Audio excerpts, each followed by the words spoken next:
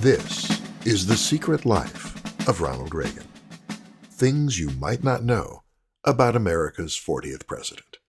Ronald Wilson Reagan was born in Tampico, Illinois on February 6, 1911. He grew up in the Midwest during the Great Depression, became a college athlete, a radio sports announcer, a Hollywood movie star, head of the Screen Actors Guild, governor of California, and president of the United States. All these facts are in the public record. But what is not so well known about Ronald Reagan? Let's take a look behind the scenes. This podcast is brought to you by Clear Brush Productions, which presents a one-man show called Ronald Reagan Saves the World. I'm Terry Phillips, playwright and producer. For more information about the show, visit our website, reaganplay.com.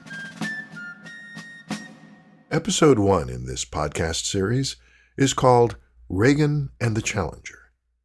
Return with us now to January 28th, 1986. T-minus 15 seconds. It's 11:38 a.m. Eastern Standard Time on this unseasonably cold Tuesday morning. 7, 6. We have main engine start. 4, 3, 2, 1, and liftoff. Liftoff of the 25th Space Shuttle mission, and it has cleared the tower. But then, a little more than 1 minute after liftoff, something goes terribly wrong. Astronaut Dick Covey, on this morning the voice of Mission Control, is momentarily silent as the world watches in horror. Flight controllers here looking very carefully at the situation. Obviously a major malfunction. An explosion caused the space shuttle to break apart, killing all 7 crew members. That evening, President Ronald Reagan was scheduled to give his State of the Union speech. Instead, he had to address the nation as Healer-in-Chief. Ladies and gentlemen, I'd planned to speak to you tonight to report on the State of the Union. But the events of earlier today have led me to change those plans. Today is a day for mourning and remembering. Nancy and I are pained to the core by the tragedy of the Shuttle Challenger. We know we share this pain with all of the people of our country. This is truly a national loss. So, how does a president abandon his plans for the State of the Union address and make the transition to comforting the nation after such a tragedy? That's the secret we'll explore in this podcast. Paul Glastras is the editor-in-chief of the Washington Monthly Magazine, has been for more than 2 decades. Prior to that, he was a senior speechwriter for President Bill Clinton. Paul, what is it that a speechwriter does? I thought politicians were supposed to be good public speakers. Why do they need someone like you to write their speeches for them? Well, first of all, not all politicians are very good public speakers. But even the ones who are fantastic at it, like my old boss, Bill Clinton, can't possibly craft all their speeches. They just give too many. Well, as we know, Ronald Reagan was called, among other things, the great communicator. And I gather that this speech following the Space Shuttle Challenger disaster was an example of great public speaking. How do you assess the speech? It certainly was that. When you go back and remember the moment, this was supposed to be the day, the evening that Reagan gave the biggest speech of the year for any president, which is the State of the Union. And this horrible thing happened earlier in the day. And the president and his staff had to rally and figure out what to do. If you go back to that period, it seems a long, although 1986 doesn't seem so long ago to old guys like us, it is a very distant past when you think about where the nation is now and where it was then. Back then, the bulk of the country watched the launch of the space shuttle. One of the astronauts was a teacher, Terry McAuliffe. So school kids all over the country were watching. And then this horrifying thing happened. And it was wounding to the country in a way that if something like that happened today with our short attention span and divided focus, so many channels, so many other things we're looking at than national network TV, I don't know that it would have the same horrifying effect on our emotions. So President Reagan and his staff had a very, very difficult moment to deal with. And the speech was fantastic, but it was made great by the moment it had to deal with and how well it dealt with that moment. Let's talk about the speech. It was written by Peggy Noonan, another former journalist, who had not a lot of time to write this. She not only wrote the speech well, but apparently connected well with the speaker. Every speechwriter attempts to channel the style, the thoughts, the emotions, the aims of the person that they are writing for. And in this case, Peggy really did do that. And though it was written by Peggy Noonan, this was Ronald Reagan's speech. This speech was brilliant in its navigating of both the emotions of the audience, the different audiences, the families. I mean, at different points, it addressed the nation, the families of the astronauts, the children who had watched it, and the employees of NASA. And in each case, delivering just the right words of empathy, comfort, and meaning. You know, Ronald Reagan was an actor, and actors have gifts and of communication and empathy. And Bill Clinton no one's ever said Bill Clinton is an actor.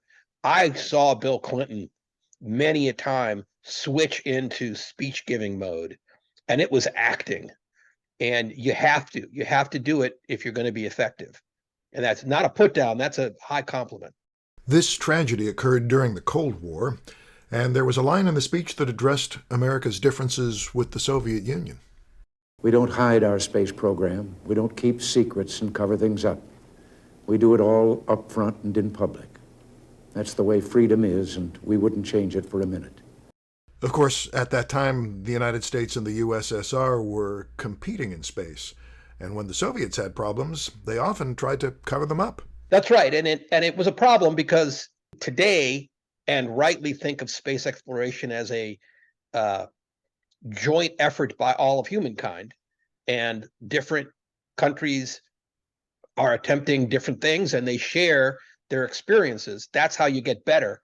And it irked NASA to the degree to which the Soviets hid their failures, because it wasn't helpful. At this point in our conversation, Paul notes that his own publication, the Washington Monthly, had reported years before the Challenger tragedy about flaws in the spacecraft. Specifically, problems with the O-rings blamed for the explosion had been well known long before this accident. But let's get back to the speech. What's quite remarkable about the speech and makes it live on is that other than what I'm talking about, there weren't ideological aims here. He knew that the American public supported the federal government's role in space exploration, and he didn't fight it, he praised it. And you can just imagine today the difficulty of any politician being able to say anything about any program and having the whole of the American public agree with him. I suppose all great speeches have memorable lines. FDR's "Fear Itself." Let me assert my firm belief that the only thing we have to fear is fear itself. And John Kennedy's "Ask Not." And so, my fellow Americans, ask not what your country can do for you. Ask what you can do for your country. Ronald Reagan's best-known phrase? Mr. Gorbachev, tear down this wall. But maybe his second most famous line comes from the Challenger speech. We will never forget them, nor the last time we saw them, this morning, as they prepared for their journey and waved goodbye and slipped the surly bonds of earth to touch the face of God. That came from a poem by a World War II aviator by the name of John McGee, who was writing of his experiences flying a Spitfire at 30,000 feet. Well, that's right. It was called High Flight, and Peggy Noonan knew the poem, and so did President Reagan. And it was a brilliant way to end. You know, a lot of what it's a 4.5 minute speech. A lot of what the first 4 minutes are about is managing our emotions, converting them to resolve, empathizing, but not losing control.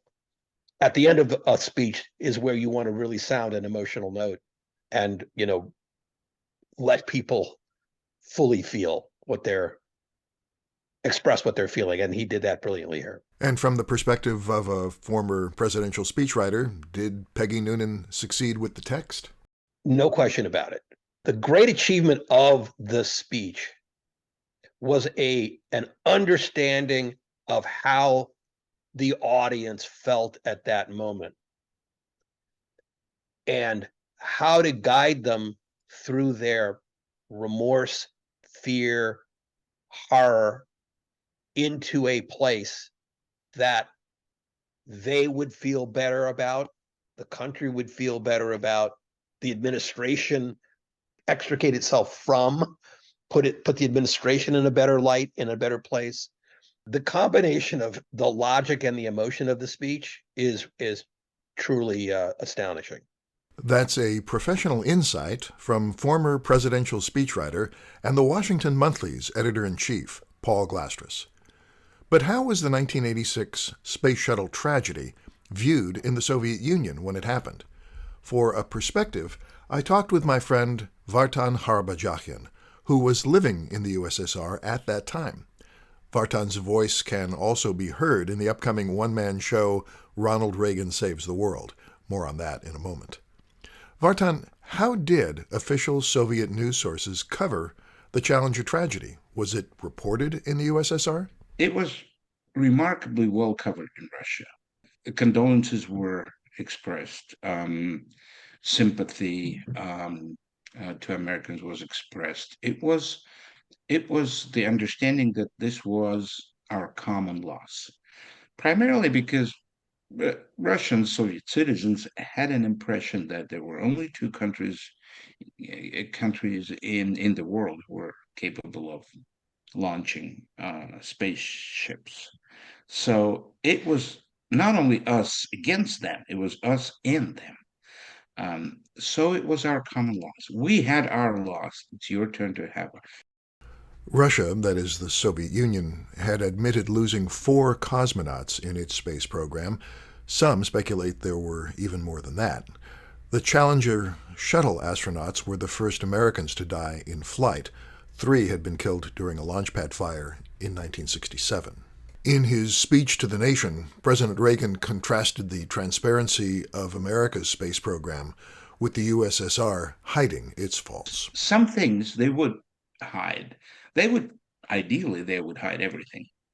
But they had to disclose those deaths that they've encountered because they could not hide them. It was so widely advertised by then. They could not hide it. So they did reveal the deaths of their own cosmonauts on 2 occasions, 2 ships. But you're right. There were so many other things that were covered, not disclosed. The Gagarin's flight. That's Soviet cosmonaut Yuri Gagarin, the first human launched into space. Gagarin's flight was only announced after he landed safely, and it was known that it was landed safely. Another aspect, that was the height of Reagan's announced Space Defense Initiative, SDI, which was dubbed as Star Wars. And I must tell you, when it first announced, it scared Soviet Union leaders shirtless. They were beside themselves because they knew they could not match it. What eventually transpired is, of course, that the Star Wars essentially practically bankrupted Soviet Union. Of course, the oil prices fell at that time, so it was like adding insult to injury. But it was in no small part that Soviet authorities trying to keep up with what Reagan had announced, they failed, and they spent so much money on that that they were never able to recover. That's Vartan Harbajakian remembering Ronald Reagan's speech after the Challenger tragedy, as seen in the USSR. Vartan emigrated to the United States. He now works as a professional Russian English interpreter, and his voice is heard in my one-man show, Ronald Reagan Saves the World. Speaking of which, this podcast is brought to you by Clear Brush Productions, which presents Ronald Reagan Saves the World. For more information about the show, visit our website, reaganplay.com. Thanks for listening. I hope you'll join us again for The Secret Life of Ronald Reagan. And when is the next episode? Well, that's a secret. I'm Terry Phillips. Bye for now.